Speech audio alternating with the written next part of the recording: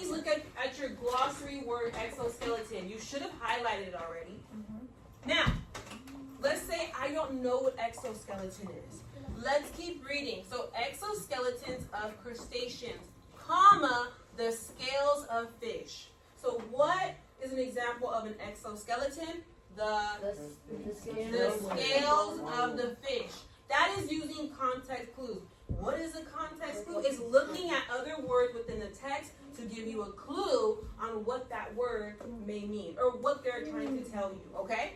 All right, so you're going to be placed in groups to write a summary. So, some of you guys were already in a group. If you were here yesterday, you know. If you were here and you forgot, don't worry, I got you, I will remind you. You will go into a group and write a summary. I already wrote my summary. This is my example for water H2O. You're going to do your own. For example, I'm going to find H2O, water. What page is water on? The first page. Page 35. Get that. We have annotated, we have highlighted anything important. True? Yes. True. Okay.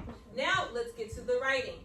You're going to be in a group and you're going to take what you read and create it into a 2-sentence summary. How many sentences? 2 sentences. 2 sentences. Let me show you my example of water. So I went ahead, since we read water together, I created a summary. Water is a molecule made up of 2 hydrogen atoms and 1 oxygen atom. Is that true? Yeah. Where did I find that information? In the book. Article. That's sentence 1. Halfway there. Sentence 2. It makes up the bulk of the ocean and exists in 3 states of matter: solid, liquid, gas. Is that true? Yeah. Where did I get that information? In the article. Did I have to copy it word for word? No. I just put it in my own words, kind of mixed it up together, and boom. I put the main idea. What was the purpose of me talking about water? To get to the main point. I have to explain. Well, first of all, is water, what is it made from? Well, it's made from 2 hydrogen atoms and 1 oxygen. That's what I want to know about in each substance. How is calcium carbonate made? How is bisphenol A made? Is it natural and occurring in the water? Or is it something that we made? Or is it something that, just happens naturally?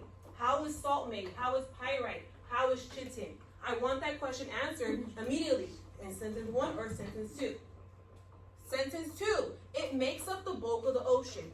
Why does that matter? Well, we're talking about water and we're talking about the sea, so it has to make a connection that water does make up majority of the ocean. So I want you to tell me, how does salt play a factor in the ocean? Does it make up a percentage? Is there a number, percentage, or a statistic in that summary?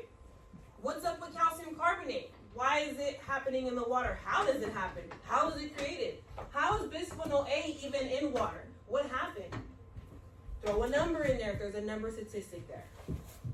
Chitin, pyrite, how does that happen naturally in the water? Is it the animals? Are the animals bringing chitin in the water? Or is it rocks? Or is it what's going on with that? So I do want those 2 questions answered in your summary. Can you do less than 2 sentences?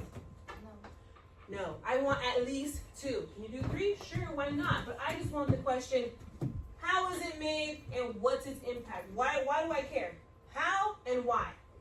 Why does it impact the water? What does it have to do with it being in the water? Okay? I'm sorry, what? Yes. Chitin. What's going on here, chitin?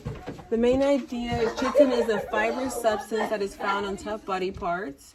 You can find chitin on the exoskeleton. Oh, I like the glossary word. Okay. What's going on here, pyrite? Main idea is pyrite is tiny particles. It's used by deep sea snails to produce sclerites. Another glossary word. Okay, great. Salt, people. My salt, main idea is it is sodium and chloride. 3.5% of the ocean's mass. Yep. I like how you put that statistic in there. Great. Okay.